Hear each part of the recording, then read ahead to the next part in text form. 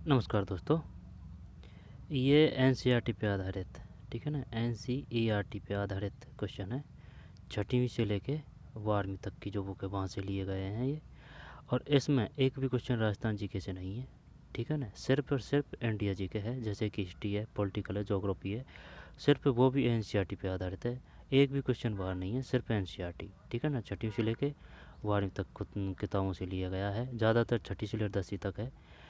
और इसमें 10 या 15 क्वेश्चन एसएसटी की शिक्षण विधि है, उनको आप छोड़ सकते हैं, क्योंकि वो एसएसटी वालों के ही लिए होगा और काम के नहीं है। ये सिर्फ जो 40 या 45 क्वेश्चन है वो काम के हैं सबके लिए, क्योंकि इंडिया जी के सब में आती है भाई, चाहे वो किसी भी प्रकार की एग्ज़ाम हो। आई बात समझ में? तो और एन को आप स्किप नहीं कर सकते। तो ये है बात। तो चलिए शुरू करते हैं। क्योंकि राजस्थान जी के ठीक है, ज़रूरी है, बहुत ज़रूरी है, लेकिन उतना ही इंडियन जी के ज़रूरी है, ये है। तो चलिए शुरू करते हैं। क्योंकि किताब पे ही है, किताबों में से ही है, तो इससे एनसीईआरटी भी अपनी कुछ हेल्प होगी, ठीक, पार्ट भी क्लियर होगा कुछ ना कुछ। तो शुरू करते हैं। निम्नलिखित में से कौन सा, मैंने दूसरे फोन में आंसर की खोल रखी है, तो त्रुटि की कोई संभावना नहीं है, बताऊंगा जो सही बताऊंगा। निम्न में कौन सा राज्य कदम मयूर सुवर्णन ने स्थापित किया था? अब ये कोई गाइड वगैरह में नहीं मिलेगा, ये है ना, यहाँ ये सिर्फ एनसीईआरटी मिलेगा। निम्नलिखित में से कौन सा राज्य कदम मयूर श्रवण ने स्थापित किया था? कदम मयूर श्रवण ने कौन सा किया था भाई? 31 में कर्नाटक है ये, ठीक। और है ना, एक बात बता दूँ, चाहे वो कोई सी ही एग्ज़ाम हो, है ना, 10 या 15 या फिर 15 या 20 क्वेश्चन तो एनसीईआरटी से आते ही हैं, ठीक। छठी से लेकर 12वीं तक की बात कर रहा हूँ मैं। और जो केबीएस है, एनबीएस है ना, सी टेट है, या फिर केंद्र की जितनी भी भर्ती है, उसमें तो पूरा का पूरा पेपर एनसीईआरटी है। तो ये कौन सा है? कर्नाटक है। कदम कैसे याद कर सकते हैं? कै कर्नाटक, केगा कहाँ है? केगा, केगा से कर्नाटक, ठीक है। तो कदम मयूर शर्मन ने स्थापित किया। निम्न में से कौन सा राज्य कदम मयूर शर्मन ने स्थापित किया? कर्नाटक है भाई ये, ठीक। कदम मयूर शर्मन, कर्नाटक से। ग्रहों के बारे में निम्नलिखित में से कौन से कथन सही है? चल बताइए भाई, क्या आएगा इसमें? तो वे तारों के प्रकाश से प्रकाशित होते हैं ग्रह। ग्रह जैसे कि पृथ्वी, पृथ्वी के हिसाब से लगा सकते हैं। वे तारों के प्रकाश से प्रकाशित होते हैं, हाँ होते हैं। वे केवल चट्टानों से बने होते हैं। वे केवल, हाँ, चट्टानों से बने होते हैं। सभी ग्रहों के अपने चांद होते हैं। नहीं नहीं, सभी ग्रहों के अपने चांद नहीं होते। तो ए भी कर दें इसमें, सी कर दें क्या इसमें, 3 में? 32 में 3, 32 में 2 है। 2 का मतलब है यही है भाई, वे तारों के प्रकाश से प्रकाशित होते हैं। वे केवल चट्टानों से, हाँ ये केवल तो आएगा ही नहीं, है ना। वे चट्टानों से बने होते हैं तो ये दिख जाता, केवल नहीं आएगा। केवल आने से क्या है कि वह अपनी सीमा को बांध लेता है, ठीक है ना, अपने को एक क्राइटेरियम फिक्स कर लेता है। तो वे चट्टानों से बने होते हैं, ये सत्य है। और सभी ग्रहों के अपने चांद होते हैं, सभी ग्रहों के अपने चांद नहीं होते। तो वे तारों के प्रकाश से प्रकाशित होते हैं, ये सही है। फिर पृथ्वी पर जो तापमान के वितरण को प्रभावित करता है वह महत्वपूर्ण कारण है। जब ऋतुएं, नहीं, आत्मन अथवा सूर्य से आने वाली किरण ये प्रभावित करेगी। 33 में ना, 2 सही है। आत्मन अथवा सूर्य से आने वाली विकिरण। फिर गैर ब्राह्मण आंदोलन पर निम्नलिखित कथनों पर विचार कीजिए और वैध विकल्प चुनिए। गैर ब्राह्मण आंदोलन, यह आंदोलन गैर ब्राह्मण जातियों से आया जिन्होंने शिक्षा तक पहुंच प्राप्त कर ली थी। आंदोलन ने तर्क दिया कि आर्य लोग मूल लोग थे। आंदोलन उन गैर ब्राह्मण जातियों से आया जिनके पास धन एवं प्रभुत्व था। क्या करें अब इसमें? 34 में 2 है। ए और सी सही है, ए और सी।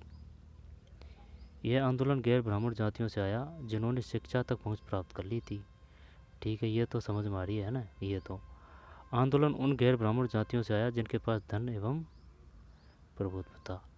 अच्छा, निम्न में से किसने मध्य भारत में चमड़े का काम करने वालों के साथ काम किया तथा सतनामी आंदोलन की शुरुआत विकी। अब इसमें कौन सा है? चमड़े का काम करने वालों के साथ काम किया तथा सतनामी आंदोलन की शुरुआत भी की। यूं भी फड़के ज्योतिराव फूले कर दें क्या इसमें? हाँ, फल देखते हैं यार भाई इसमें क्या है। ज्योतिराव हरिदास ठाकुर, पता नहीं यार। 35 में 35, ये घासीदास है, घासीदास। ठीक, घासीदास है। ये क्वेश्चन भी आ चुका है घासीदास से, कोई न कोई एग्जाम आ चुका है, ध्यान नहीं है। घासीदास।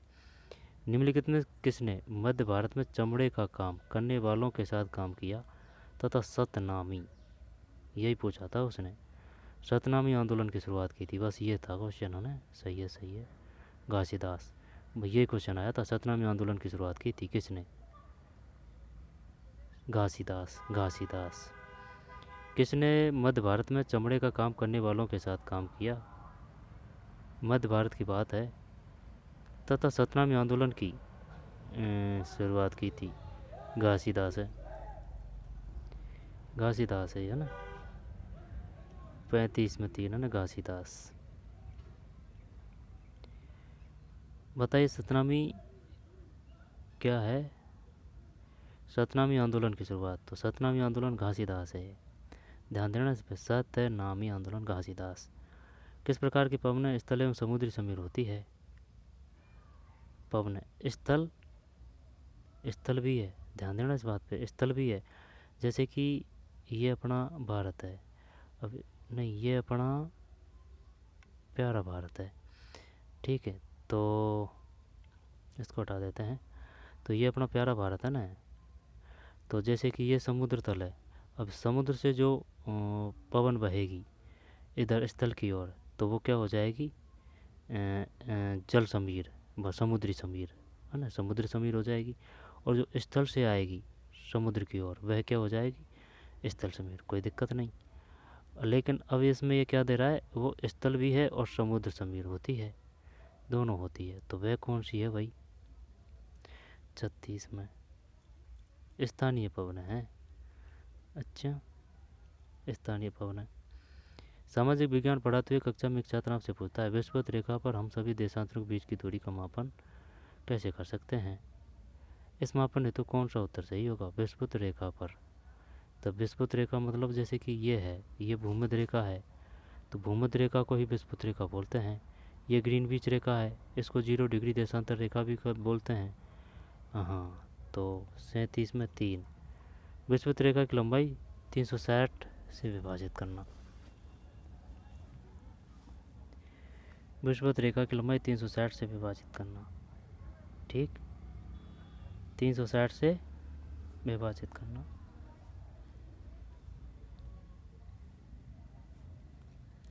निम्नलिखित में से सेल चक्र का सही क्रम क्या है? अपसादी, कायांतरित, मैग्मा। 38 में सही है, अपसादी, है ना भाई, अवसाद है। जो पेड़ पत्ते फूल है वगैरह है ना, उनका जो अवसाद जमा हो जाता है काफ़ी हजारों साल में, है ना, वो अवसाद है। तो वो अवसाद से वो अवसादी सेल, जब फिर वही अवसादी सेल फिर वो कायांतरित यानी बदल जाती है, ठीक है ना, कायांतरित सेल, ठीक है। और कायांतरित सेल का ही फिर वो मैग्मा बनता है ना, आगने वगैरह। तो पहले अवसादी है, फिर अवसाद बनेगा, अवसाद बढ़ने के बाद में फिर वो कायांतरित होगी, ठीक है ना, कायांतरित, कायांतरित के बाद में आगन्य है। अब बता, ये आया ना क्वेश्चन जोरदार, ये क्वेश्चन आ चुका है पहले कि भाई बताइए एम्फोरा किसे कहते हैं? एम्फोरा, जब आहत सिक्के का मतलब है डाई के प्रयोग से चिन्हों की मोहर लगे हुए, डाई के प्रयोग से चिन्हों की मोहर लगे हुए, ठीक है। जैसे कि यह सिक्का है और इस पर ये कुछ आकृति है डाई के प्रयोग से। उत्तरी काले चमकीले पात्र, अब उत्तरी काले चमकीले पात्र, तो इसका हो जाएगा कौन सा?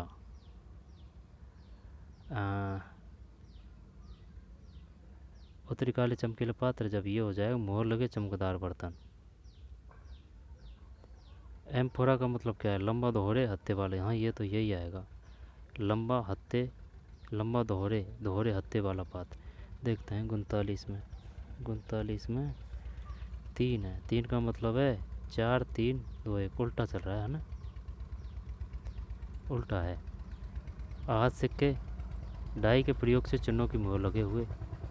उत्तरी काले चमकीले पात्र, यह है मिट्टी के बहुत ही पतले और सुंदर बर्तन। उत्तरी काले चमकीले पात्र। पर एम्फोरा किसे कहते हैं? एम्फोरा कहते हैं लंबा दोहरे हत्थे वाला पात्र। लंबा है ना, ये लंबा है लेकिन दोहरे हत्थे वाला पात्र है ये। है समझ में, दोहरे हत्थे वाला पात्र है। फोटो भी है इसका एनसीईआरटी में। और है ना, फिर एम्फोरा का कौन सा हो गया?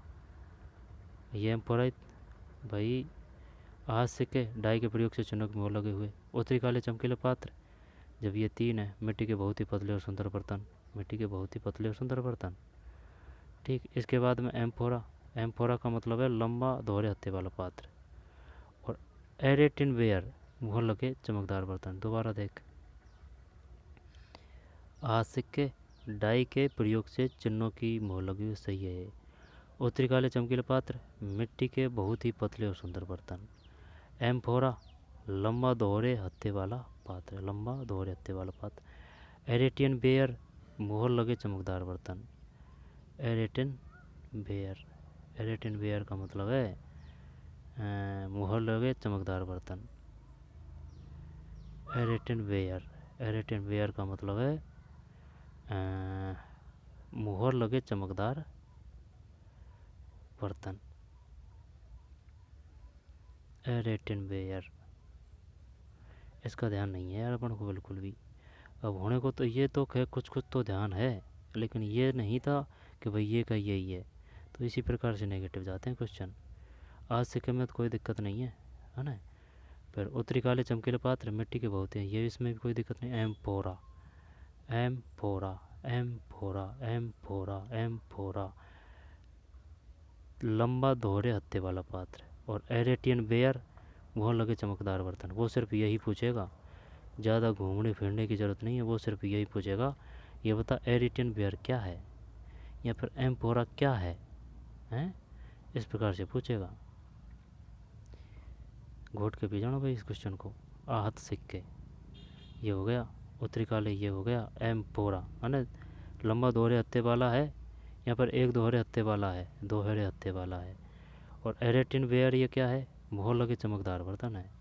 ठीक, मोहर लगे। एरेटिन, एरेटिन, टेन, टेन से याद कर सकते हैं, है ना, टेन। एरेटिन वेयर, मोहर लगे चमकदार बर्तन। वैसे टेन नहीं था उस समय ना, वो तो याद कर सकते हैं। एरेटिन वेयर, मोहर लगे चमकदार बर्तन। ए और आर को ध्यान से पढ़ें तथा निम्नलिखित में से सही विकल्प चुनें। संसाधनों का सतर्कतापूर्वक उपयोग करना और उन्हें नवीकरण के लिए समय देना संसाधन संरक्षण कहलाता है। सतर्कतापूर्वक उपयोग करना और उन्हें नवीकरण के लिए समय देना संसाधन संरक्षण कहलाता है। संसाधनों का उपयोग करने की आवश्यकता और भविष्य के लिए उनके संरक्षण में संतुलन बनाए रखना सतत पोषणीय विकास कहलाता है। तो ये दोनों सही कर दें क्या इसमें? 40 में ए और आर दोनों सही है। आर की सही व्याख्या नहीं है, सही है। कथन तो दोनों सत्य है, इनमें कोई दो राय नहीं है। संसाधनों का सतर्कतापूर्व उपयोग करना और उन्हें नवीकरण के लिए समय देना संसाधन संरक्षण कहलाता है। संसाधनों का उपयोग करने की आवश्यकता और भविष्य के लिए उनके संरक्षण में संतुलन बनाए रखना सतत पोषणीय विकास कहलाता है। सतत पोषणीय विकास, ठीक है भाई। भविष्य के लिए उन्हें संरक्षण में आवश्यकता और भविष्य के लिए उन्हें संरक्षण में संतुलन, एक मिनट। संसाधनों का उपयोग करने की आवश्यकता और भविष्य के लिए उनके संरक्षण में संतुलन बनाए रखना, उनके संरक्षण में संतुलन बनाए रखना सतत पोषणीय विकास कहलाता है। निम्नलिखित में कौन सा सही नहीं है? Vernacular press act, Albert will. ओहो, चल आंसर ही देखें क्या इसमें? चल पहले करते हैं। सही नहीं है। 1870 और 1880 के दशकों में ब्रिटिश शासन के प्रति असंतोष और ज़्यादा गहरा हो गया। चल इसको पेंडिंग में रखते हैं। 1878 में आर्म्स एक्ट पारित किया गया, जिसके जरिए भारतीयों द्वारा अपने पास हथियार रखने का अधिकार छीन लिया गया। ये सही है, 1878 है ना। फिर सरकार का समर्थन करने के लिए 1880 में वर्नाकुलर प्रेस एक्ट पारित किया गया था। 1880। 1883 में सरकार ने एल्बर्ट बिल कानून लागू करने का प्रयास किया, जिसे लेकर काफ़ी हंगामा हुआ। अब वर्नाकुलर प्रेस एक्ट यार ये 1880 नहीं है यार, ये देखते हैं आंसर, देखते हैं। 41 41 41, हाँ सही है यार, पकड़ते गए भाई बात को अपन। ये नहीं है यार इसमें ना, ये याद है इस वजह से, 1880 से नहीं याद है vernacular press act.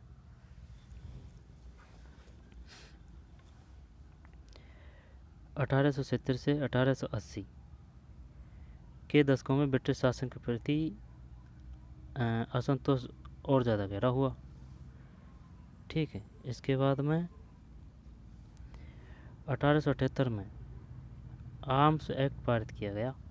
Arms act, ये बता भाई, है ना, कि आर्म्स एक्ट कब पारित किया गया?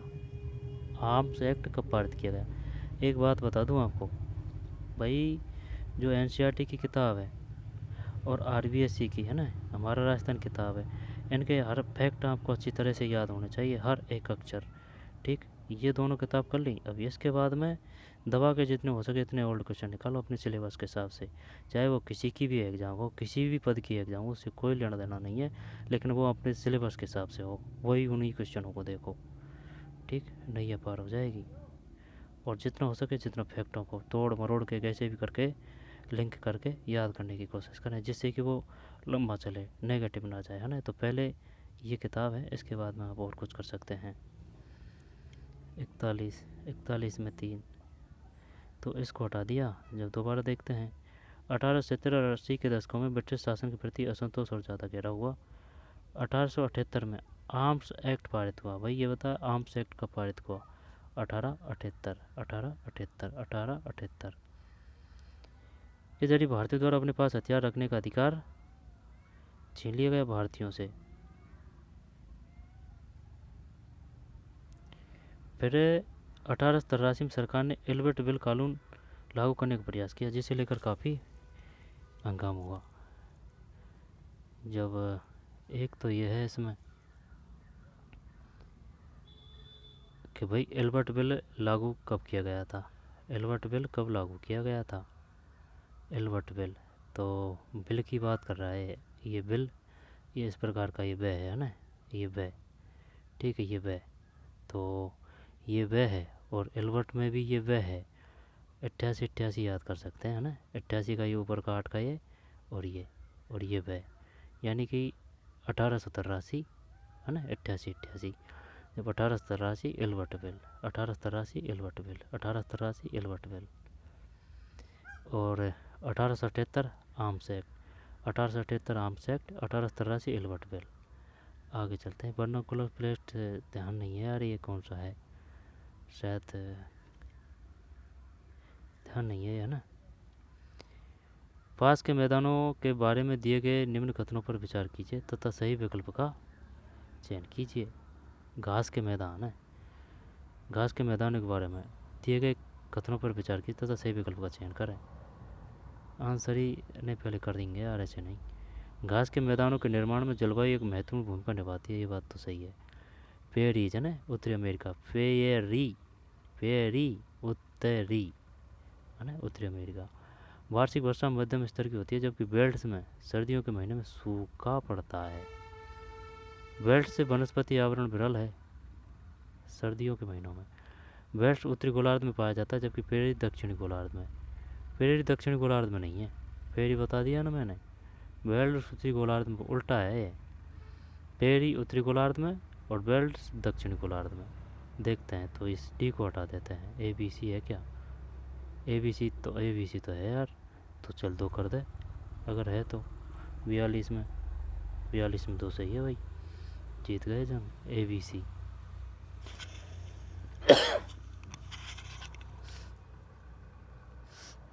देख, घास के मैदानों के निर्माण में जलवायु एक महत्वपूर्ण भूमिका निभाती है, ये बात 100 आने सत्य है। पेयरी री से उत्तरी अमेरिका ने वार्षिक मध्यम स्तर की होती है। वार्षिक वर्षा मध्यम स्तर की होती है, जबकि बेल्ट्स में सर्दियों के महीनों में सूखा पड़ सकता है। बेल्ट्स में वनस्पति आवरण विरल है। बेल्ट्स में ये बेल्ट्स कहाँ पाए जाते हैं? ये नहीं है पेड़, ये उत्तरी अमेरिका में, क्योंकि उत्तरी अमेरिका उत्तरी गोलार्ध में तो है ना, ऐसे है ये। आगे चलते हैं। बेल्ट्स में सर्दियों के महीने में सूखा पड़ सकता है। बेल्ट्स में वनस्पति आवरण विरल है।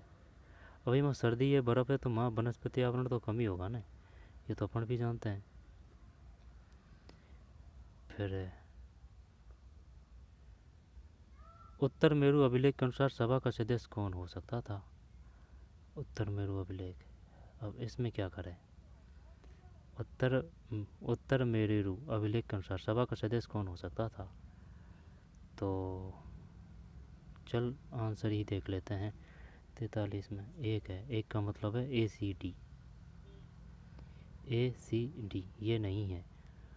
उत्तर मेरु अभिलेख के अनुसार सभा का सदस्य कौन हो सकता था? ऐसी भूमि का स्वामी जहाँ से भू राजस्व वसूला जाता था।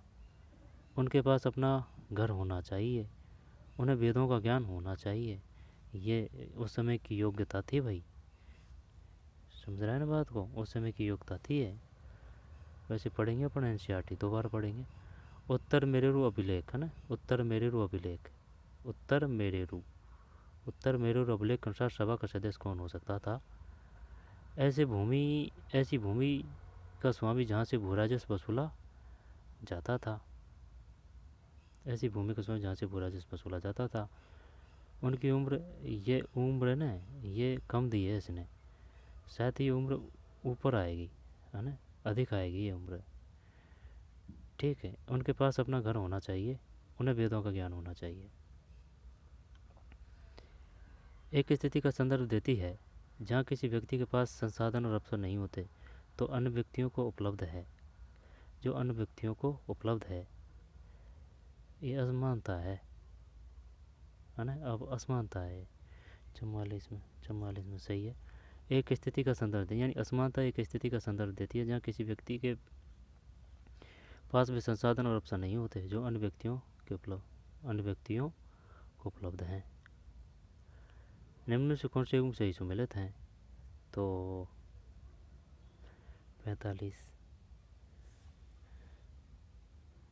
45 में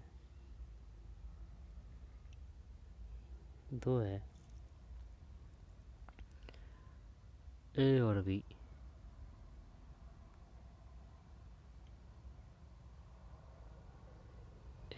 है। जब क्या है बताना है कौन से युग में सही सुमेलित है, तो ये सही है। सिर्फ निर्वाह कृषि किसे कहते हैं? क्वेश्चन आ चुका है, इसको ध्यान में देना, इस बात को हल्के में मत लेना। जो रीट लगी थी ना, वो पोस्टिंग वाली 2023 की फाइनल सिलेक्शन वाली, RSSMB के माध्यम से एग्ज़ाम ली थी, उसमें आया था, सुमेलित वाले क्वेश्चन आए थे। तो निर्वाह कृषि का हो गया। हाँ, ये गलत है ना। कृषक परिवार की आवश्यकताओं को पूरा करने के लिए की जाती है निर्वाह कृषि। वैसे नाम से ही पता चल रहा है, कोई दिक्कत नहीं होनी चाहिए। गहन निर्वाह कृषि सघन जनसंख्या वाले क्षेत्रों में प्रचलित होती है। भाई पशु नहीं जाते हैं, ये स्थानांतरित कृषि है ना, पशु नहीं जाते हैं। फिर ए और आर को पढ़े और उत्तर विकल्प सही चुने। जब राजा मोहन राय ने कलकत्ता में ब्रह्मा सभा के नाम से एक सुधारवादी संगठन बनाया, ब्रह्मा समाज की स्थापना, हाँ ये सही है। वह मानते थे कि समाज में परिवर्तन लाना अन्यायपूर्ण तरीकों से छुटकारा। देखते हैं आंसर कौन सा है। 46 में 2 का मतलब AR दोनों सही है। AR की सही व्याख्या करता है, सही है। अब वो क्वेश्चन पूछ चुका है 1000 बार कि ये बताइए जो ब्रह्मा समाज की स्थापना किसने की थी, केशव चंद्र समाज की स्थापना किसने की थी, आर्य समाज की स्थापना किसने की थी? जब आर्य तो है दयानंद सरस्वती, और ब्रह्मा समाज है राजा राम मोहन राय, और आर्य दयानंद सरस्वती, ब्रह्मा समाज है राजा राम मोहन राय, और केशव चंद्र सेन की किसने की थी? ये ध्यान नहीं है ना। राजा राम मोहन राय ने कलकत्ता में ब्रह्मा समाज, कलकत्ता की बात है, ब्रह्मा सभा के नाम से एक सुधारवादी संगठन बनाया था। वे मानते थे कि समाज में परिवर्तन लाना अन्यायपूर्ण तौर तरीके से छुटकारा पाना जरूरी है। छुटकारा पाना जरूरी है। ब्रह्मा समाज की स्थापना राजा राम ब्रह्मा राजा राम मोहन राय। आर्य समाज दयानंद सरस्वती। अब बता इसमें क्या आएगा। निम्नलिखित का मिलान कीजिए तथा उपयुक्त विकल्प चुनिए। जब गृहपति को तो अपन जानते हैं, गृहपति का मतलब है स्वतंत्र कृषक, क्योंकि पहले आ चुका है क्वेश्चन। श्रेणी को भी अपन जानते हैं, श्रेणी श्रेणी से स से श्रेणी से शिल्पकार या फिर वो व्यापारी आ जाएगा। और अधिमई अधिमई अधिमई अधिमई, ये तो अरिकामेंडू वो है ना, तटीय निवास वो व्यापार का स्थल था। जैसे कि अरिकामेंडू, ये अपना अगर भारत है तो अरिकामेंडू है ना, इस प्रकार से था ना। अधिमई भूमिहीन मजदूर और अरिकामेंडू। हाँ देखते हैं आंसर 47। 47 में 1, यानी कि 1 का मतलब है 2 4 1 3, 2 फिर 4 2 4 है, ये 1 है और ये 3 है। तो गृहपति स्वतंत्र कृषक है। श्रेणी है ना, श्रेय, ध्यान देना इस बात पे, श्रेय है ना, श्रेय से शिल्पकार या फिर वो व्यापारी भी दे सकता है, ठीक है ना, व्यापारी। तो गृहपति स्वतंत्र कृषक है ना, स्वतंत्र कृषक है। इन पर किसी का वो नहीं था कि हाँ ये किसी की बेगारी करें या फिर जमींदार वगैरह का इन पर कोई अधिकार हो, नहीं, ये स्वयं स्वतंत्र थे, ठीक। इन पर किसी का वो नहीं था आधिपत्य। गृहपति, घर का पति मत कर देना, स्वतंत्र कृषक। और श्रेणी का मतलब शिल्पकार है ना, सैसे श्रेणी सैसे शिल्पकार। अधिमयी क्वेश्चन आएगा, एक ही लाइन में आएगा। अधिमयी क्या है बताइए, हो जाएगा ना खेल। अधिमयी का मतलब है भूमिहीन मजदूर, भूमिहीन मजदूर। और अरिकामेंडू, ये वो है बंदरगाह है अरिकामेंडू तट। जब ये तो कर देंगे अपन, अरिकामेंडू कर देंगे, श्रेणी कर देंगे, गृहपति कर देंगे, अधिमयी है ना, भूमिहीन मजदूर। निम्न से किस दिन प्रत्येक वर्ष पर्यावरण दिवस मनाया जाता? 5 जून है। 48 में 5 जून। साझी संपत्ति संसाधनों के बारे में निम्न में क्या सही है? आंसर ही देख लेते हैं। 49 में 1 है, यानी कि ए और सी, ए और सी है। साझी संपत्ति संसाधनों के बारे में निम्न में क्या सही है? इन पर सरकार का स्वामित्व होता है, इन पर समुदायों का स्वामित्व होता है। साझी संपत्ति के संसाधनों के बारे में निम्न में से क्या सही है? साझी संपत्ति ये उसी प्रकार से है, वो समवर्ती सूची ना, इसी प्रकार से ना। साझी संपत्ति, जब इन पर सरकार का स्वामित्व होता है, इन पर समुदायों का स्वामित्व होता है। सही है ना। 49 में एक सही है, ए सी।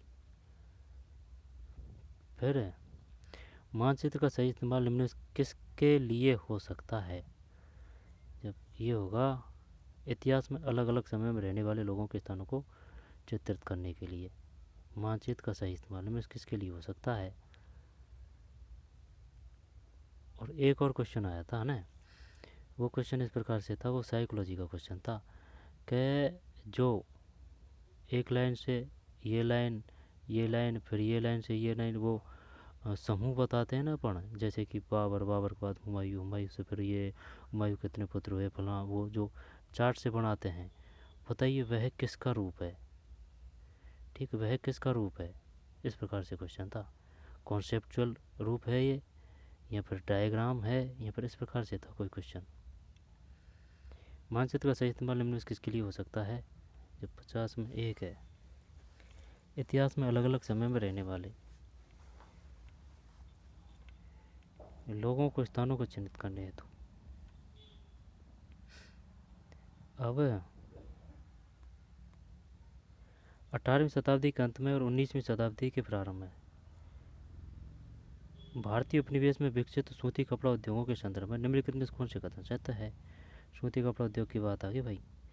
भारतीय कपड़ा उद्योग को यूरोपीय और अमेरिकी बाज़ारों में ब्रिटिश कपड़ा उद्योग से प्रतिस्पर्धा करनी पड़ी 18वीं सदी के अंत में और 19वीं शताब्दी के प्रारंभ में। ठीक है भाई। भारतीय कपड़ों के लिए ब्रिटिश बाजार उपलब्ध था। कपड़े की वस्तुओं को इंग्लैंड तक निर्यात करना लगातार कठिन होता गया। बंगाल के बुनकरों को सबसे अधिक नुकसान हुआ क्योंकि अंग्रेजी और यूरोपीय कंपनियों ने भारतीय कपड़ा खरीदना बंद कर दिया। तो क्या सब कर दें इसमें? सब तो है नहीं है। अगर सब नहीं है तो देखें, ये तो बिल्कुल सही है। और भारतीय कपड़ा उद्योग को यूरोपीय और अमेरिकी बाजारों में ब्रिटिश कपड़ा उद्योग से पृथक, ये भी सही है। अंग्रेज़ भाई, अंग्रेज़ का सिस्टम बैठा दिया अपने जो वो था ना ये जो ये कपड़ा था इसने, ठीक है ना, उनके भंडार भड़क गए, दुनिया अपने ही इसको ख़रीदने लग गई। तो उन्होंने किया कि भाई अगर इसी प्रकार से चलता रहे तो हमारे बाज़ार ठप हो जाएंगे। इस वजह से उन्होंने अपना जो था ना वो अपन से जो कपड़ा लेने का सिस्टम वो ख़त्म कर दिया उन्होंने। हाँ, तो यही होना चाहिए इसमें। ACD देखते हैं, ACD देखते हैं इसमें। अगर ये मान लेता है तो 51 में ACD 51 में 2 है। 51 में 2 का मतलब है सही है भाई, ACD जीत गए जंग। ठीक, याद तो है यार अपन को, और पढ़ने की ज़रूरत है बस। ACOD भारतीय कपड़ा उद्योग को यूरोपीय और अमेरिकी बाज़ारों में ब्रिटिश कपड़ा उद्योग से प्रतिस्पर्धा करनी पड़ी। भारतीय कपड़ों के लिए अब ब्रिटिश बाज़ार उपलब्ध नहीं था। मैं बता दिया ना कि भाई वो चरमरा गई, वहाँ की सरकार घबरा गई अपन से, अपना जो कपड़ा गया था ना वहाँ, क्योंकि क्वालिटी बढ़िया थी, दुनिया उसको ही ख़रीदने लग गई। तो वो जो आता है ना, जो वही ख़त्म कर दिया, व्यापार ही ख़त्म कर दिया। उनके बाज़ार में उनके ही कपड़े रहे फिर। ये है, कपड़े की वस्तुओं को इंग्लैंड तक निर्यात करना लगातार कठिन होता गया। बंगाल के बुनकरों को सबसे अधिक नुकसान हुआ क्योंकि अंग्रेजी और यूरोपीय कंपनियों ने भारतीय कपड़ा खरीदना बंद कर दिया। बंगाल के बुनकरों को सबसे अधिक नुकसान हुआ क्योंकि अंग्रेज़ों और यूरोपीय कंपनियों ने भारतीय कपड़ा खरीदना बंद कर दिया। ये बता रहा हूँ ना, ये जो भारतीय कपड़ा खरीदना बंद कर दिया इसी कारण से बंद कर दिया था। इनके बाज़ार फैल हो गए थे, अपना ही अपना कपड़ा था चारों तरफ। जब उनके जो उद्योग धंधे उनको बढ़ाने के लिए कपड़े के मामले में, तभी उन्होंने कपड़ा ही खरीदना बंद कर दिया इस वजह से। फिर पर विचार कीजिए, पेरी है ना, पेरीज, जो भी उत्तरीज है ना, उत्तरी अमेरिका, पेरी, री से उत्तरी, उत्तरी, समझ रहा है बात को, पेरी उत्तरी, उत्तरी अमेरिका।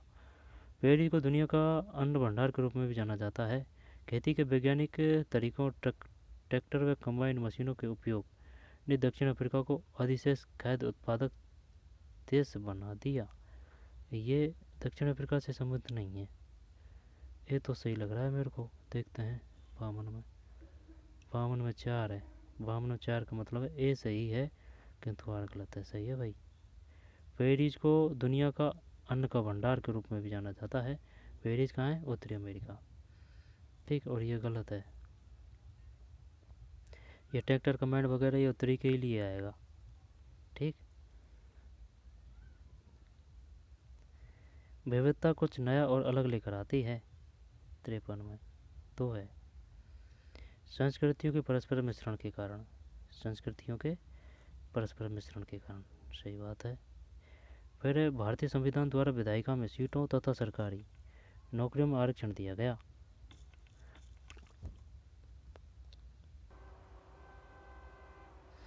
आगे चलते हैं। 54 भारतीय संविधान द्वारा विधायिका में सीटों द्वारा सरकारी नौकरियों में आरक्षण दिया गया।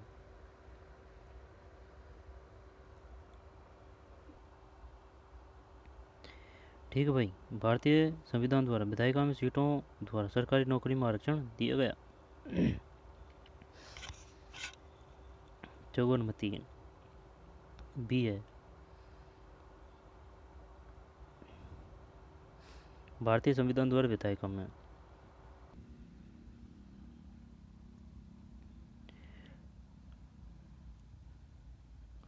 1 मिनट, 1 मिनट है, यहाँ थे अपन, दो बार ले लेते हैं। भारतीय संविधान द्वारा विधायकों सीट है ना, इसको छोड़ पहले इसको लेते हैं। विविधता कुछ नया और अलग कर लेकर आती है, विविधता कुछ नया और अलग लेकर आती है। जब 53 में 2 है। संस्कृतियों के परस्पर मिश्रण के कारण। विविधता कुछ नया लेकर विविधता कुछ नया और अलग लेकर आती है संस्कृतियों के परस्पर मिश्रण के कारण।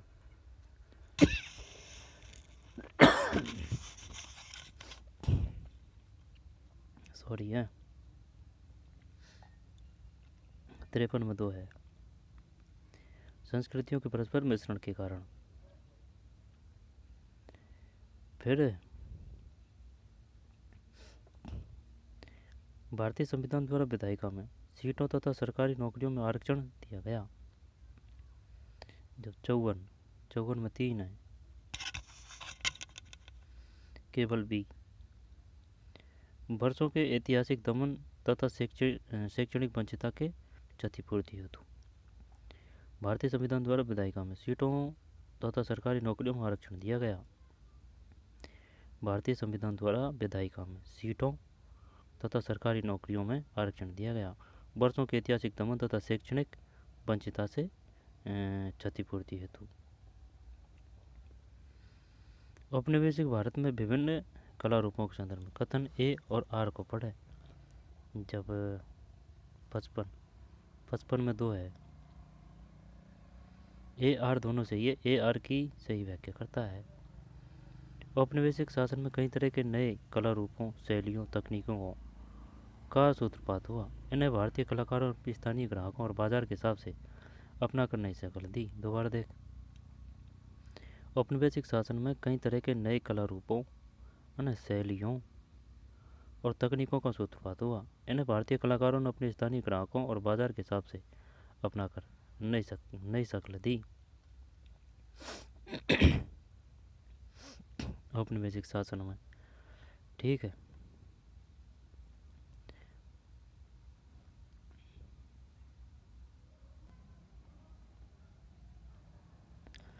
छप्पन में 3, 1 2 3 4 को हटा देते हैं ना। निम्नलिखित में से किन कारणों से नवपाषाण युगीन पुरापाषाण युगीन स्थलों से भिन्न है। बात किसकी कर रहा है? नवपाषाण युगीन स्थल पुरापाषाण युगीन स्थलों से भिन्न है। ओखली और मूसल का प्रयोग अनाज को पीसने के लिए किया जाता था। बर्तनों का प्रयोग खाना बनाने के लिए किया जाता था। विभिन्न प्रकार की चीज़ों से कपड़े बुने जाते थे। जब दोबारा देख, बात किसकी कर रहा है? नवपाषाण युगीन स्थल। जब पहले कौन से मिले हैं? पुरापाषाण। नवपाषाण युगीन स्थल पुरापाषाण युगीन स्थलों से भिन्न है। ओखली और मूसल का प्रयोग अनाज को पीसने के लिए किया जाता था, ठीक है ना। बर्तनों का प्रयोग खाना बनाने के लिए किया जाता था। विभिन्न प्रकार की चीज़ों से कपड़े बुने जाते थे। ये नवपाषाण की बात है। पुरापाषाण में सिर्फ ना शिकार ही किया जाता था भाई, और पत्थर के औजारों का प्रयोग आरंभ हो गया था। नहीं, ये तो औजार, ये तो पुरापाषाण से संबंधित है। जब ये अलग बता रहा है। जब 56 में 3, 1 2 3 सही है। 1 2 3 मैंने 4 नहीं है। जब नवपाषाण की बात बता रहा है पुरापाषाण से, ओखली और मूसल का प्रयोग अनाज को पीसने के लिए किया जाता था। बर्तनों का प्रयोग खाना बनाने के लिए किया जाता था। विभिन्न प्रकार की चीज़ों से कपड़े बुने जाते थे, ये नहीं है।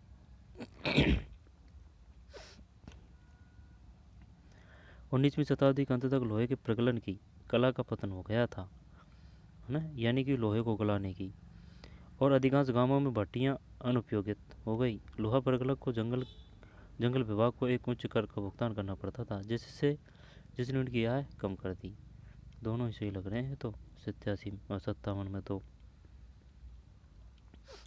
ए आर 2 सही है और आर ए की सही व्याख्या करता है। जो क्या है ये? 19वीं शताब्दी के अंत तक, तो ये 18 से लेके, है ना, 1800 से लेके 1899 तक है, उसको बोलते हैं क्या? 19वीं शताब्दी। अंत तक लोहे के प्रगलन की कला का पतन हो गया और अधिकांश गांवों में भट्टियां अनुपयोगित हो गई। लोहा प्रगालक को जंगल विभाग को एक उच्च कर का भुगतान करना पड़ता था, जिसने उनकी आय कम कर दी। और निम्नलिखित में कौन सा स्थानीय शासन का चुना हुआ सदस्य होता है? जब सरपंच सरपंच होता है, वार्ड पार्षद होता है, वार्ड सचिव नहीं है, ये तो सरकारी कर्मचारी होता है ना 58 में। सही है, AVT, सचिव नहीं है। वार्ड पंच है, सरपंच है, वार्ड पार्षद है नगर पालिका का। समझ रहा है ना। फिर निम्नलिखित में से किस तारीख को गांधी जी ने भारतीय लोगों को रोलर एक्ट के अहिंसक विरोध का दिन मनाने को कहा?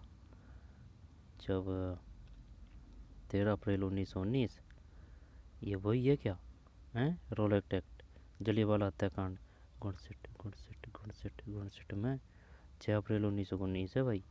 जब ये है ना, अपन बार बार कर रहे थे कि भाई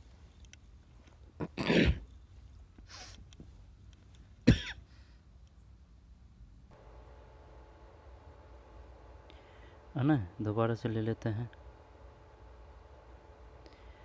ना। ये हो गया, सचिव नहीं है इसमें, जबकि वार्ड पंच है, सरपंच है, वार्ड पार्षद है। और निम्नलिखित में किस तारीख को गांधी जी ने भारतीय लोगों को रोलर एक्ट के अहिंसक विरोध का दिन मनाने को कहा? बहुत शानदार क्वेश्चन है ये, है ना। 6 अप्रैल 1919 है। ठीक है, 6 अप्रैल 1919। 13 अप्रैल 1919 क्या है? जलियांवाला हत्याकांड की घटना है। ठीक है, 13 अप्रैल 1919, वो तारीख भी पूछ लेता है, 13 अप्रैल, 12 अप्रैल, 17 अप्रैल। ठीक है, 17 अप्रैल। तो 13 अप्रैल 1919। निम्न में से किस तारीख को गांधी जी ने भारतीय लोगों को रोलर एक्ट के अहिंसक विरोध का दिन मनाने को कहा था? जब गुणसिट में दो है, 6 अप्रैल 1919। अब इसके बाद में फिर ये घटना हुई थी 13 अप्रैल 1919 को, है ना, जलियांवाला हत्याकांड की, रोलर एक्ट। 6 अप्रैल, 13 अप्रैल 1919। जब अहिंसक विरोध का दिन मनाने को कहा था 6 अप्रैल। फिर जब ग्रीनविच पर एक अपराह्न का समय होगा, तब ग्रीनविच के 60 डिग्री पश्चिम तथा 60 डिग्री पूर्व में क्रमश क्या समय होगा? जब जैसे ये है, अब ये भूमध्य रेखा है, ये ग्रीनविच रेखा है। जब ग्रीनविच पर, जैसे कि यहाँ 1 बज रहा है ना, समय होगा, तब ग्रीनविच के 60 पश्चिम, है ना, इधर पश्चिम जा रहा है 60 डिग्री, और इधर पूर्व जा रहा है। जब 60 का मतलब है 60 डिग्री, तो 1 डिग्री का मतलब होता है 4 मिनट। तो 60 × अगर 4 करें, जब 6 यानी 240, 240 मिनट। 240 में अगर 60 का भाग दें तो कितना हो रहा है? 60 24, 6 24, यानी कि 4 बेर। तो कुल मिला के बात क्या है? 6 × 24, 4 घंटा। जब 4 घंटा तो ये एक की बात कर रहा है ना, तो एक से उल्टा चलते हैं 4, है ना। जब देख एक से तो 12, 12, है ना, 12, फिर 11, 10 और 9, 9 बजना चाहिए यार इधर तो। भैया एक अपराह्न है, अब एक अपराह्न है तो अपन उल्टे आएंगे यूँ। एक अपराह्न, एक अपराह्न मतलब, एक अपराह्न मतलब, एक अपराह्न मतलब PM की बात कर रहा है, तो PM की बात कर रहा है तो AM की बात आएगी ये, 9 AM की बात आएगी। AM कहाँ है? 9 AM एरिया। और इधर कौन सी बात आएगी? एक अपराह्न है ना, तो फिर यानी कि PM, तो PM 4 घंटा जोड़ा अब इसमें, 102, 3, 4, 5, तो 5 आएगा इधर। 5 क्या आएगा? 5 तो यही आएगा भाई, PM ही आएगा 5। PM मतलब AM और PM, देख अब AM PM यही बैठ रहा है भाई। 60 में 3, 60 में 3, 60, जीत गए ना जंग। 60 में 3 सही है, 60 में 3। तो इसमें ना बड़ी बात कुछ नहीं है, सिर्फ ये ध्यान रख लेना 1 डिग्री मतलब 4 मिनट होता है। यानी कि आप इधर से इधर जाओ या फिर इधर से इधर जाओ, अगर 1 डिग्री भी आप खिसकोगे ना तो 4 मिनट का फ़र्क पड़ेगा, बस ये है मेन बात। ठीक है। और जो देशांतर है उनकी दूरी में, एक देशांतर के बीच कितनी है? 111। ठीक, ये है। जब 60 हो गया, 60 में 3, फिर आगे चलते हैं। योगात्म आकलन शिक्षण अधिगम प्रक्रिया, अब ये शायद वो क्वेश्चन आ गया है ना SST शिक्षण के। अब 5-6 क्वेश्चन और आएंगे तो एनसीईआरटी के। योगात्मक आकलन शिक्षण अधिगम प्रक्रिया के शुरू से अंत तक विद्यार्थी की प्रगति का निरीक्षण करता है। रचनात्मक आकलन पाठ्यक्रम के अंत में होता है। जब 61 में 3 है, ए बी दोनों गलत है, तो गलत है तो छोड़ दो, है ना। फिर निम्नलिखित में से कौन से प्रश्न आलोचना चिंतन को बढ़ावा देते हैं? जब 62 में 2 है, 62 में 2 का मतलब है किधर गया 62 में 2, ए और बी, ए और बी का मतलब है ए और बी, ये वे विभिन्न तरीके क्या हैं जिनके द्वारा सरकार सभी को स्वास्थ्य सेवाएं प्रदान करने हेतु कदम उठा सकती है? चर्चा कीजिए। आलोचनात्मक चिंतन को बढ़ावा देते हैं। अमेजन की तुलना गंगा नदी में प्रदूषण मानव जीवन को व्यापक रूप से प्रभावित करेगा। अमेजन की तुलना में गंगा नदी में प्रदूषण मानव जीवन को व्यापक रूप से प्रभावित करेगा। कथन की जांच कीजिए। फिर खेतीहर मजदूरों को दी जाने वाली कम मुद्री के कारण का चुनाव कीजिए। ये एनसीईआरटी से ही, किताबों से ही है। 63 में 3 है, वे एक नियमित काम के लिए भूमि मालिकों पर निर्भर होते हैं। खेतीहर है ना, जिनकी ज़मीन नहीं होती है वो होते हैं खेतीहर। मजदूरों को दी जाने वाली कम मजदूरी के कारण का चुनाव कीजिए। जब 63 में 3 है, वे एक नियमित काम के लिए भूमि मालिकों पर निर्भर होते हैं। वे एक नियमित काम के लिए भूमि मालिकों पर वे एक नियमित काम के लिए भूमि मालिकों पर निर्भर होते हैं। खेती और मजदूरों को दी जाने वाली कम मजदूरी के कारण का चुनाव कीजिए।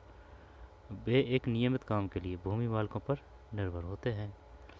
फिर छात्रों के सामाजिक विज्ञान पाठ्यक्रम के गतिविधियों को और अधिक आकर्षक बनाया जा सकता है। जब 64 में 2 है, प्रौद्योगिकी और मल्टीमीडिया संसाधनों को शामिल करने से छात्रों के लिए सामाजिक विज्ञान पाठ्यक्रम के गतिविधियों को और अधिक आकर्षक बनाया जा सकता है। प्रौद्योगिकी और मल्टीमीडिया संसाधनों को शामिल करने से। फिर निम्न का मिलान करें, सही विकल्प चुनें। जब 65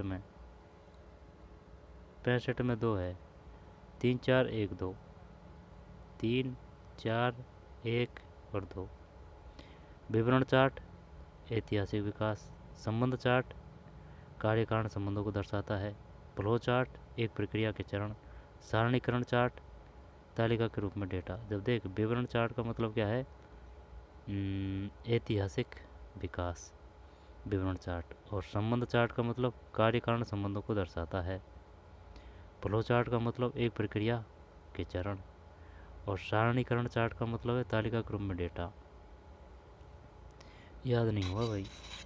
विवरण चार्ट है ना, ऐतिहासिक विकास विवरण चार्ट। विवरण चार्ट का मतलब है ऐतिहासिक विकास। विवरण चार्ट ऐतिहासिक विकास। संबंध चार्ट का मतलब है कार्य कारण संबंधों को दर्शाता है। फ्लो चार्ट एक प्रक्रिया के चरण। सारणीकरण चार्ट तालिका के रूप में डेटा। ये ध्यान नहीं है भाई। विवरण है ना, ऐतिहासिक विकास आएगा विवरण में। संबंध में कार्य कारण संबंधों को दर्शाता है। फ्लो एक प्रक्रिया के चरण। सारणीकरण तालिका के रूप में डेटा। न्यायपालिका की स्वतंत्रता दर्शाती है। जब 66 में 2 है, विधायिका कार्यपालिका न्यायपालिका के काम में हस्तक्षेप नहीं कर सकती। सही बात है, विधायिका और कार्यपालिका। फिर सामाजिक विज्ञान विषय की प्रकृति के संबंध निम्न में कौन सा कथन सही है? जब कौन सा है? 67 में 2 है, सामाजिक विज्ञान में केवल व्यक्तिगत मानवीय संबंधों पर विचार किया जाता है, न कि व्यक्तिगत कार्यों के लेखे जोखे पर विचार किया जाता है। सामाजिक विज्ञान विषय की प्रकृति के संबंध में कौन सा कथन सही है? सामाजिक विज्ञान में केवल व्यक्तिगत मानवीय संबंधों पर विचार किया जाता है, न कि व्यक्तिगत कार्यों के लेखे जोखे।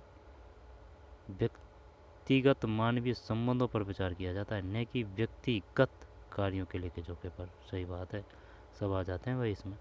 ओए रुक जाओ। 67 में 2 का मतलब ए और सी है। ए और सी है भाई, है ना। दोबारा ए और सी। सामाजिक विज्ञान एक गत्यात्मक विषय है जो वाद विवाद और परिचर्चा को उत्पन्न करता है। सामाजिक विज्ञान मुख्य रूप से अंतर विषयी है जिसका केंद्र बिंदु खोज और प्रयोग है। सामाजिक विज्ञान एक गत्यात्मक विषय है जो वाद विवाद और परिचर्चा को उत्पन्न करता है। सामाजिक विज्ञान मुख्य रूप से अंतर विषय है जिसका केंद्र बिंदु खोज और प्रयोग है। सामाजिक विज्ञान एक गत्यात्मक विषय है जो वाद विवाद और परिचर्चा को उत्पन्न करता है। सामाजिक विज्ञान मुख्य रूप से अंतर विषय है जिसका केंद्र बिंदु खोज और प्रयोग है। एसी है इसमें 67 में। एसी शिक्षक द्वारा सामाजिक विज्ञान के प्रश्न पर 60% भार खुली राय वाले प्रश्नों को दिया जाता है। इस नीति के माध्यम से शिक्षक छात्रों के किस कौशल को जांचना चाहता है? 68 में 3 है, सी और टी, यानी कि तार्किक चिंतन एवं सृजनात्मक कौशल, अनुप्रयोग एवं प्रस्तुति कौशल। तार्किक चिंतन एवं सृजनात्मक कौशल, अनुप्रयोगात्मक एवं प्रस्तुति कौशल। 68 में 2 है। 68 में 2 का मतलब ए और बी, नहीं गलत बोल रहे हैं अपन। 68 में 3 है, 3 का मतलब सी और डी है। 68 है ना, 68 है ना, जब सी और डी। तार्किक चिंतन एवं सृजनात्मक कौशल, अनुप्रयोगात्मक एवं प्रस्तुति कौशल। शिक्षक द्वारा सामाजिक विज्ञान के प्रश्न पत्र में 60% भाग खुली राय वाले प्रश्नों को दिया जाता है। इस नीति के माध्यम से शिक्षक छात्रों के किस कौशल को जांचना चाहता है? तार्किक चिंतन एवं सृजनात्मक कौशल, अनुप्रयोगात्मक एवं प्रस्तुति कौशल। फिर निम्नलिखित में किस पक्ष पर शिक्षक अधिकार अधिनियम 2009 में मूल्यांकन कार्य विधियों के भाग के रूप में विचार किया गया है? 69 में 1 है।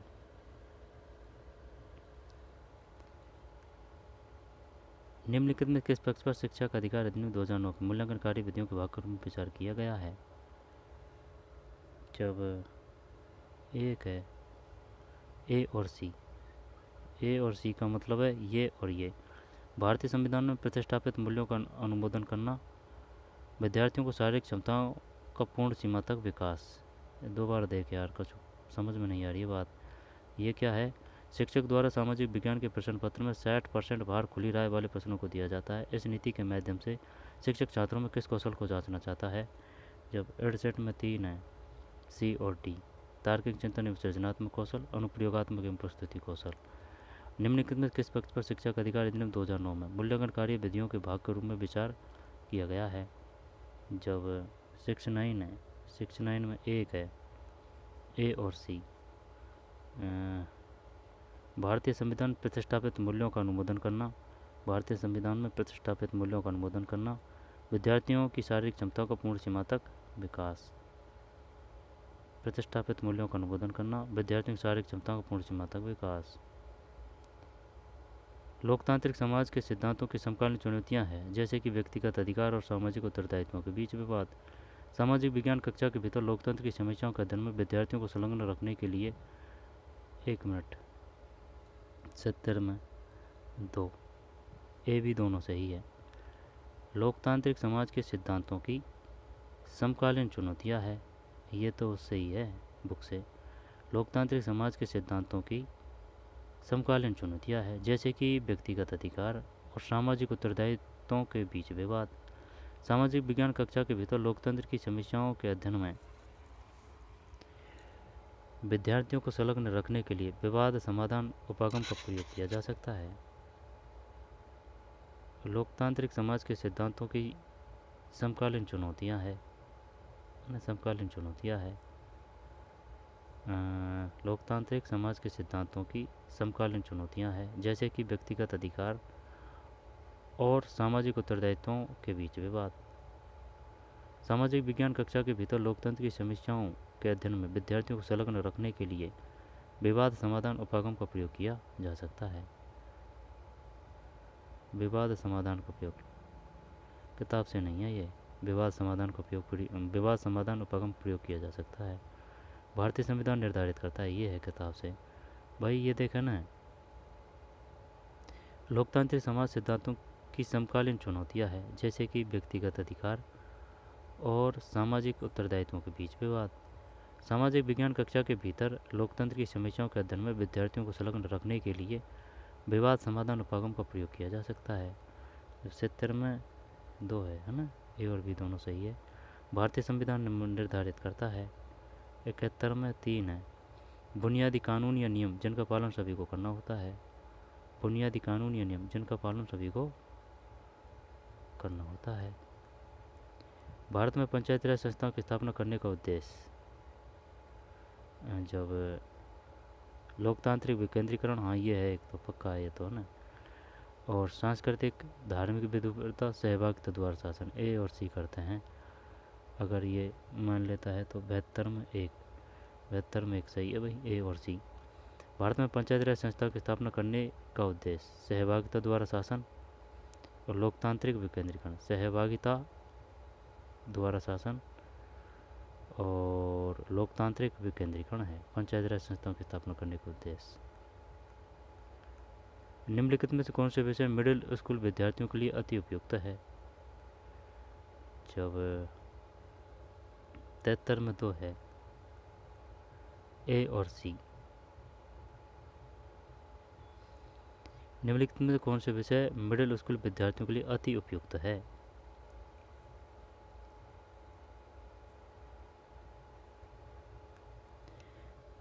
दो है ना।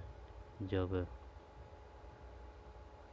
इतिहास में महात्मा गांधी का योगदान, वर्तमान परिदृश्य में महिलाओं की स्थिति, कौन से विषय मिडिल स्कूल विद्यार्थियों के लिए अति उपयुक्त है? मिडिल। इतिहास में महात्मा गांधी का योगदान, वर्तमान परिदृश्य में महिलाओं की स्थिति। फिर एक सामाजिक विज्ञान शिक्षक विद्यार्थियों में किस प्रकार सामाजिक मूल्यों को विकसित कर सकता है? 74 में 4 है, 1, 2 और 4, 1, 2 और 4। तो अनुशासन के भाव का विकास करके और स्कूल कक्षा में उपयुक्त रूप से व्यवहार करके, कक्षा स्कूल परिवेश में उपयुक्त लोकतांत्रिक मूल्यों का पालन करके। 1, 2, 4 है इसमें ना, 1, 2, 4। एक सामाजिक विज्ञान शिक्षक विद्यार्थियों में किस प्रकार सामाजिक मूल्यों को विकसित कर सकता है? अनुशासन के भाव का विकास करके, है ना। एक सामाजिक विज्ञान शिक्षक विद्यार्थियों में जब अनुशासन के भाव का विकास करके, स्कूल कक्षा में उपयुक्त रूप से व्यवहार करके, कक्षा स्कूल परिवेश में उपयुक्त लोकतांत्रिक मूल्यों का पालन करके। निम्न में कौन सी शिक्षण विधियाँ सामाजिक विज्ञान में आ रही चुनौतियों से पार पाने निपटने हेतु उपयुक्त है? जब 75 है ना, ये 75 में 4 है, ए सी और डी। निम्न में कौन सी शिक्षण विधियाँ सामाजिक विज्ञान में आ रही चुनौतियों से पार पाने निपटने हेतु उपयुक्त है? 75 में 4 है।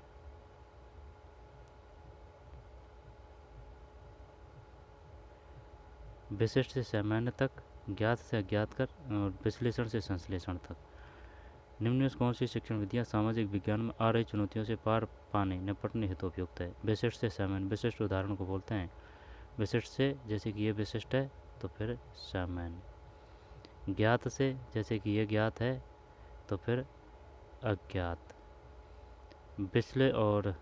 विश्लेषण से संश्लेषण, विश्लेषण से संश्लेषण। जब संश्लेषण बड़ी होती है, ध्यान देना है ना, विश्लेषण से संश्लेषण बड़ी होती है। जब विशिष्ट से सामान्य और विशिष्ट से सामान्य और ज्ञात से अज्ञात और विश्लेषण से संश्लेषण। सामाजिक विज्ञान कक्षा में शिक्षण द्वंद्वात्मक उपागम के प्रयोग से क्या तात्पर्य है? 75 में 4। अमूर्त अवधारणाओं को स्पष्ट करने हेतु उदाहरणों एवं सादृश्यों का प्रयोग करना। अमूर्त अवधारणाओं को स्पष्ट करने हेतु उदाहरणों एवं सादृश्यों का प्रयोग करना। सामाजिक विज्ञान कक्षा में शिक्षण में द्वंद्वात्मक उपागम के प्रयोग से क्या तात्पर्य है? अमूर्त अवधारणाओं को स्पष्ट करने हेतु उदाहरणों एवं सादृश्यों का प्रयोग करना। कक्षा में शिक्षक द्वारा पूछे गए निम्न में कौन से प्रश्न अन्वेषणात्मक और आलोचनात्मक प्रश्न की श्रेणी में आते हैं? 77 में।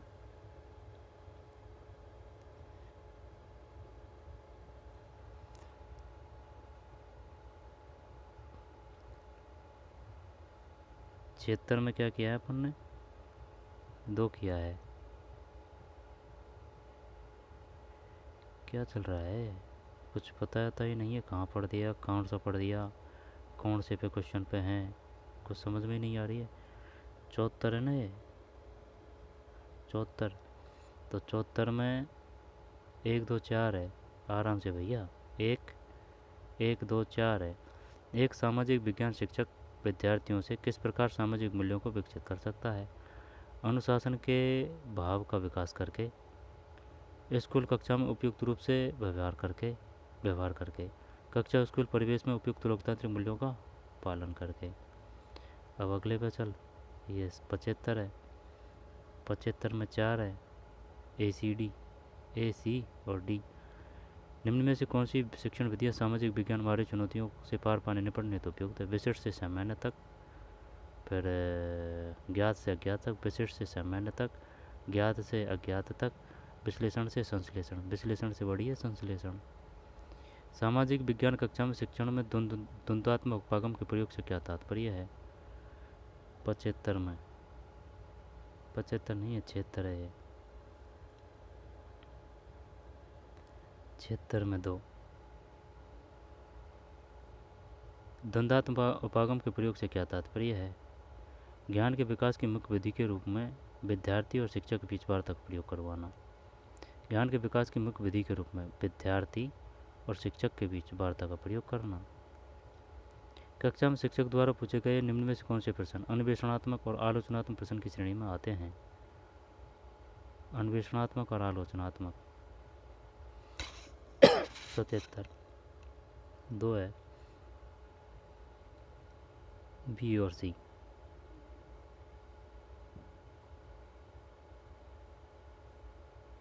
क्या सूर्य एक तारा है? क्यों? उत्तरी मैदान में अधिक जनसंख्या निवास क्यों करती है?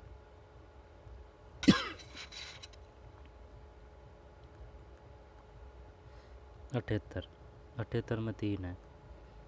छोटी कार्यशालाओं और कारखाने नियमित श्रमिकों को रोजगार देने में तरजीह देते हैं क्योंकि उन्हें बिना किसी पूर्व नोटिस के नौकरी से निकाला जा सकता है, उन्हें न्यूनतम संभावित वेतन दिया जाता है। छोटी कार्यशालाएं और कारखाने अनियमित श्रमिकों को रोजगार देने में तरजीह देती है। NCERT से है। उन्हें न्यूनतम संभावित वेतन दिया जा सकता है, उन्हें बिना किसी पूर्व नोटिस के नौकरी से निकाला जा सकता है। अगर आप किताब नहीं पढ़ोगे ना तो ये इन क्वेश्चनों को नहीं कर पाएंगे आप। उन्हें बिना किसी पूर्व नोटिस के नौकरी से निकाला जा सकता है, उन्हें न्यूनतम संभावित वेतन दिया जा सकता है। नियमितों को ज़्यादा देना पड़ता है वेतन। नेशनल मंडेला ने कैद के 28 वर्ष से हजारों अश्वेत लोगों के साथ बिताए। ये जो दक्षिण अफ्रीका का संविधान है ना,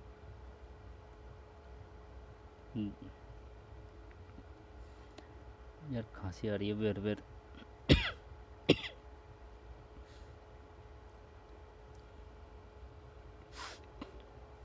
है ना, ये जो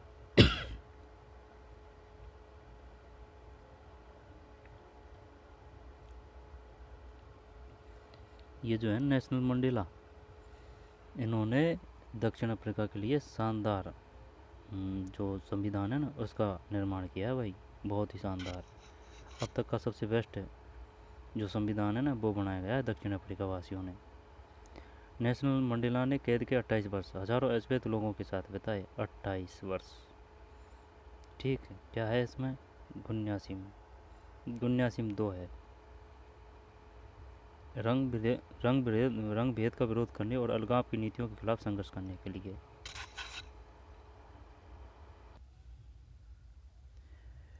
नेशनल मंडेला ने कैद के 28 वर्ष से हजारों अश्वेत लोगों के साथ बिताए। तो गुन्यासिम में 2 है। रंग भेद का विरोध करने और अलगाव की नीतियों के खिलाफ संघर्ष करने के लिए 28 वर्ष बिता दिए भाई। फिर ग्राम सभा के बारे में निम्न कौन सा कथन गलत है? अपन करते हैं इसको ना। ग्राम सभा के सचिव का कार्य ग्राम सभा की बैठक और उसमें हुई चर्चा निर्णयों का रिकॉर्ड रखना होता है। ग्राम पंचायत के कार्यों को ग्राम सभा से स्वीकृति लेनी पड़ती है। ग्राम सभा का सचिव एक निर्वाचित व्यक्ति होता है। ग्राम सभा के सचिव का कार्य ग्राम सभा और ग्राम पंचायत की बैठक बुलाने का है। दोबारा देख, ग्राम सभा के सचिव का कार्य ग्राम ग्राम सभा के सचिव का कार्य ग्राम सभा की बैठक और उसमें हुई चर्चा व निर्णयों का रिकॉर्ड रखना, ये सही है ना। ग्राम पंचायत के कार्य को ग्राम सभा से ही स्वीकृति लेनी पड़ी। ग्राम पंचायत के कार्य को ग्राम सभा का सचिव एक निर्वाचित नहीं निर्वाचित नहीं होता है, ये तो नियुक्त होता है ना सरकार द्वारा। ग्राम सभा के सचिव का कार्य ग्राम सभा और ग्राम पंचायत की बैठक बुलाने का है। ग्राम सभा के सचिव का काम ग्राम सभा ग्राम पंचायत बैठक बुलाने का है। 79 में 79 नहीं 80 है, 80 में 3 है ना, यही है गलत बस, और सब काम के हैं।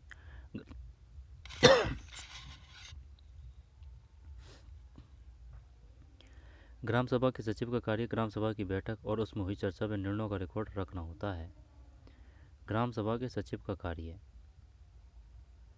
ग्राम सभा की बैठक और उसमें हुई चर्चा व निर्णयों का रिकॉर्ड रखना होता है, ठीक है। ग्राम पंचायत के कार्य को ग्राम सभा से स्वीकृति लेनी पड़ती है। ग्राम पंचायत के कार्य को ग्राम सभा से ग्राम पंचायत के कार्य को ग्राम सभा से स्वीकृति लेनी पड़ती है। ग्राम सभा के सचिव का काम ग्राम सभा और ग्राम पंचायत की बैठक बुलाने का है। 80 में 3 है।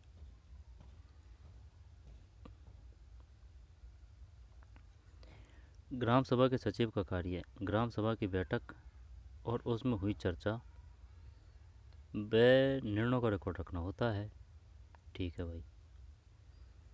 और ग्राम पंचायत के कार्य को ग्राम सभा से स्वीकृति लेनी पड़ती है। ग्राम सभा के सचिव का कार्य ग्राम सभा की बैठक और उसमें हुई चर्चा व निर्णयों का रिकॉर्ड रखना होता है। ग्राम पंचायत के कार्य को ग्राम सभा की स्वीकृति लेनी पड़ती है। ग्राम सभा के सचिव का काम ग्राम सभा और ग्राम पंचायत की बैठक बुलाने का है। ग्राम सभा का सचिव एक निर्वाचित नहीं नियुक्त होता है सरकार द्वारा। 19वीं शताब्दी के दौरान आधुनिक आदिवासी इतिहास में कौन सा धर्म एक बहुत ही महत्वपूर्ण धर्म के रूप में उभरा? तो 19वीं शताब्दी के दौरान तो क्या ही करें इसमें। 81 ईसाई धर्म है। 19वीं शताब्दी के दौरान आधुनिक आदिवासी इतिहास में आदिवासी की बात कर रहा है। 19वीं शताब्दी के दौरान आधुनिक आदिवासी इतिहास में कौन सा धर्म एक बहुत ही महत्वपूर्ण धर्म के रूप में उभरा? आदिवासी इतिहास के बारे में ये ईसाई धर्म है भाई, महत्वपूर्ण धर्म के रूप में उभरा। ये इस वजह से उभरा था, ये जो है ना ईसाई, इन आदिवासियों को लोभ दिया कि अगर ये ईसाई धर्म अगर ग्रहण कर लोगे तो आपको कपड़ा मिलेगा, शिक्षा मिलेगी, पैसे मिलेगा, ठीक है ना, आपको इस प्रकार दर दर ठोकर खाने की ज़रूरत नहीं पड़ेगी। यानी इस प्रकार के प्रलोभन दिए थे ईसाई मशीनरियों के द्वारा, डायरेक्ट एंड डायरेक्ट रूप से। इस वजह से ये ईसाई धर्म बढ़ा था। किसकी बात है? आदिवासियों के इतिहास में। अब आदिवासी है वो तो उनके लिए तो क्या ही ईसाई धर्म और क्या ही वो, ठीक ऐसे है। निम्न कथनों ए और बी को पढ़िए, सही है ना? 81 में सही है ईसाई धर्म। निम्न कथनों ए और बी को पढ़िए। 1909 में बने गवर्नमेंट ऑफ इंडिया एक्ट ने कुछ हद तक भारत में निर्वाचित प्रतिनिधित्व की व्यवस्था को मंजूरी दी। बहुत शानदार क्वेश्चन है। अब ये 4-5 क्वेश्चन है ना, ये सब एनसीईआरटी से है। 1909 के गवर्नमेंट ऑफ इंडिया एक्ट द्वारा सभी वयस्कों को वोट डालने का अधिकार दिया गया था। जब सभी को तो नहीं दिया गया भाई, ये तो नहीं है, 9 तो सही नहीं है। 1909 में बने गवर्नमेंट ऑफ इंडिया एक्ट ने कुछ हद तक भारत में निर्वाचित प्रतिनिधि की व्यवस्था को मंजूरी दी थी, ये सही है। 82 में 2 केवल है सही है भाई ये, ठीक। 1909 में बने गवर्नमेंट ऑफ इंडिया एक्ट, बताइए किसको गवर्नमेंट ऑफ इंडिया एक्ट कहा गया है? 1909 है। और द्वैध किसके तहत लागू हुआ था? 1919, द्वैध शासन 1919। अब रही बात कौन सी? 1935 की, है ना, भारतीय शासन अधिनियम। तो एक बात बता, मार्ले मिंटो सुधार अधिनियम किसको कहा गया है? मार्ले मिंटो, है ना, मार्ले मिंटो तो किसको कहें? मार्ले मिंटो दो नामों से याद कर सकते हैं, मार्ले मिंटो है ना, तो ये दो संख्या है 1919, तो इससे है मार्ले मिंटो 1919 से है। तो मॉन्टेग्यू चेम्सफोर्ड, तो क्या 1919 से मॉन्टेग्यू चेम्सफोर्ड, ये क्लियर करना पड़ेगा यार, क्लियर याद नहीं है ना, देख लेना। और जब 82 में दो है, केवल ये सही है। 1909 में बने गवर्नमेंट ऑफ इंडिया एक्ट ने कुछ हद तक भारत में निर्वाचित प्रतिनिधि की व्यवस्था को मंजूरी दे दी। ठीक है, 1909 में बने गवर्नमेंट ऑफ इंडिया एक्ट, पूछेगा वो। बताइए गवर्नमेंट ऑफ इंडिया एक्ट 1909 को और किस नाम से जाना जाता है? 1919 को और किस नाम से जाना जाता है? 1935 को और किस नाम से जाना जाता है? 1935 से संबंधित कौन से कथन सत्य है? 1919 से कौन से कथन असत्य है? इस प्रकार से घुमा फिरा के देगा वो क्वेश्चन, तो केवल ये सत्य है इसमें। 1909 में बने गवर्नमेंट ऑफ इंडिया एक्ट ने कुछ हद तक भारत में निर्वाचित प्रतिनिधि की व्यवस्था को मंजूरी दी थी। सामाजिक विज्ञान में समालोचनात्मक सोच महत्वपूर्ण है क्योंकि तर राशि में एक है, डी और ई। यह छात्रों को उच्च स्तरीय सोच के लिए तैयार करती है। यह समस्या समाधान करने की क्षमता को प्रोत्साहित करती है। भारतीय राज्यों और केंद्र शासित प्रदेशों में निर्धनता की प्रवृत्तियां एवं उनके तुलनात्मक अध्ययन को समझाने हेतु सर्वोत्तम शिक्षण अधिगम प्रणाली कौन सी होगी? जब ये क्षेत्र भ्रमण सबसे बेस्ट रहेगी, हैं? हाँ यही रहेगी क्षेत्र बेस्ट। अब देखते हैं क्या मानता है। 84 में द्वितीय आंकड़ों का विश्लेषण है भाई। भारतीय राज्यों और केंद्र शासित प्रदेशों में निर्धनता की प्रवृत्तियों एवं उनके तुलनात्मक अध्ययन को, माने प्रवृत्तियों एवं तुलनात्मक अध्ययन को समझाने हेतु सर्वोत्तम शिक्षण अधिगम प्रणाली कौन सी होगी? द्वितीय आंकड़ों का विश्लेषण, ये है इसमें, द्वितीय आंकड़ों का विश्लेषण है इसमें।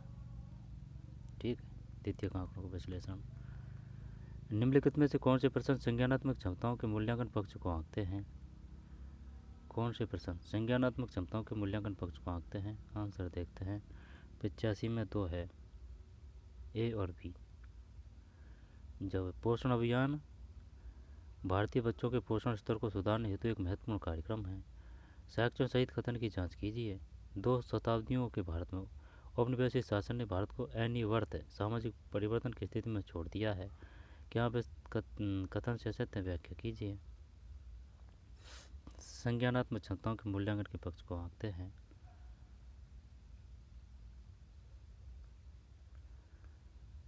साक्षिका अपनी कक्षा के बच्चों को 4 समूह में विभाजित करके जल के स्रोतों के नाम लिखने को देती है।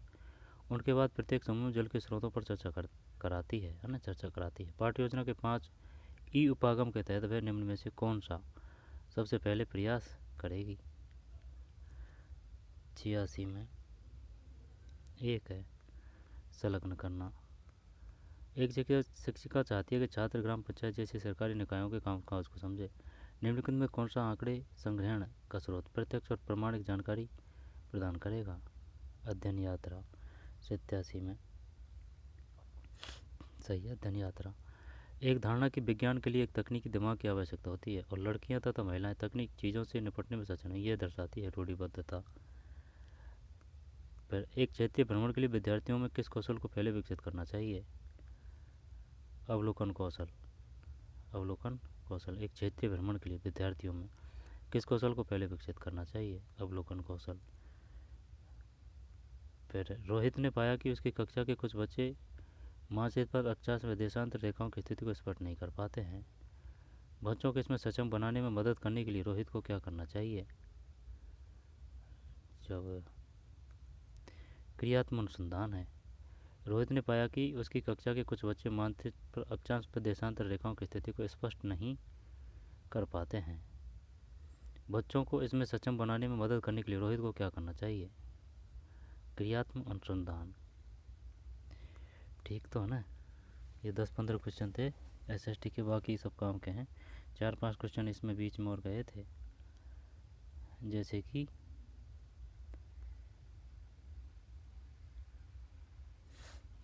ये एरिया एक तो देखिए 1909 है ना, और 19वीं शताब्दी में कौन सा आदिवासी इतिहास कौन सा धर्म बहुत ही महत्वपूर्ण धर्म के रूप में? ईसाई धर्म। और ग्राम सभा के बारे में निम्न कौन सा कथन गलत है? निर्वाचित नहीं है। ग्राम सभा के सचिव का कार्य ग्राम सभा की बैठक और उसमें हुई चर्चा व निर्णयों का रिकॉर्ड रखना होता है। ग्राम पंचायत के कार्यों को ग्राम सभा से स्वीकृति लेनी पड़ती है। ग्राम सभा से, है ना, ग्राम सभा से। ग्राम सभा के सचिव का कार्य ग्राम सभा और ग्राम पंचायत की बैठक बुलाने का है। ग्राम सभा और ग्राम पंचायत की। नेल्सन मंडेला ने केंद्र के 28 वर्ष हजारों अस्पृश्य लोगों के साथ बिताए। रंग भेद का विरोध करने और अलगाव की नीतियों के खिलाफ संघर्ष करने के। और भी शानदार क्वेश्चन बन सकता है इस पार्ट में से, वो तो दिया कम है इसने, है ना। शानदार पार्ट था वो दक्षिण अफ्रीका का। छोटी कार्यशालाएं और कारखाने अनियमित श्रमिकों को रोजगार देने में तरजीह देते हैं क्योंकि ये है ना, उन्हें न्यूनतम संभावित वेतन दिया जा सकता है, उन्हें बिना किसी पूर्व नोटिस के नौकरी से निकाला जा सकता है। अब ये नहीं है कि भाई उनको निकाल दिया तो वो न्यायालय के शरण में गए, नहीं जा सकते वो। फिर अन्वेषणात्मक आलोचना प्रश्न, अब ये वही क्वेश्चन है, 8-10 क्वेश्चन है फिर ये, फिर आगे है। तो चलिए मिलते हैं कोई और वीडियो में। धन्यवाद।